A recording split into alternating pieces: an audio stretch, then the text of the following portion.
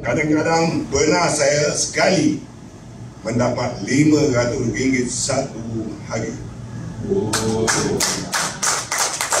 Atas ini saya menyuruhkan pada semua ejen, tolong jangan kita fokus pada orang yang sakit. Jangan kita ingat, kau sakit, yang ini makan. Kau sakit, yang ini. Jangan. Kita berfungsi pada selagi ada hamba Allah yang bernyawa manusia yang ada di dunia ini. Kita beritahu dia, okey, jangan tunggu sakit. Kalau dah tunggu sakit baru nak cari sehat, minta maaf. Sebab benda ini berlaku pada diri saya sendiri. Saya berani bercakap, saya pernah menggunakan seluar dalam bahagia 251 helai. Siapa nak beli seluar dalam 250 helai? Memang tak nak. Tapi saya nak sihat, saya beli. Saya kena sleep disc. Siapa nak beli baju t-shirt, bukan yang t-shirt macam ini, singlet, bahagia 430, siapa nak beli?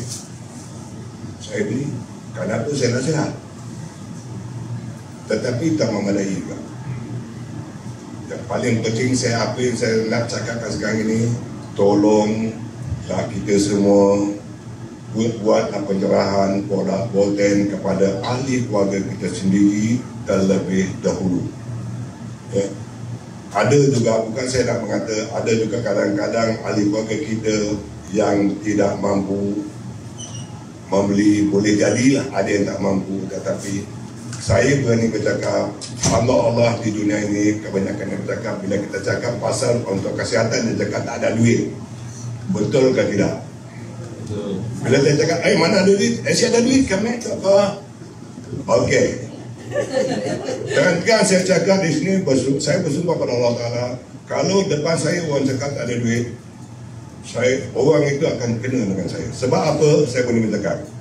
Okey, sekiranya kalau kita dah sakit, terlentang di atas katil, macam mana nak berubat? Kena cari duit tak? Inilah sebab saya berani bercakap, jangan selalu memang orang kita di Sarawak tu kami namu, kau mau nasihat, aku gambar pernah tu, biarnya jalan, katanya jalan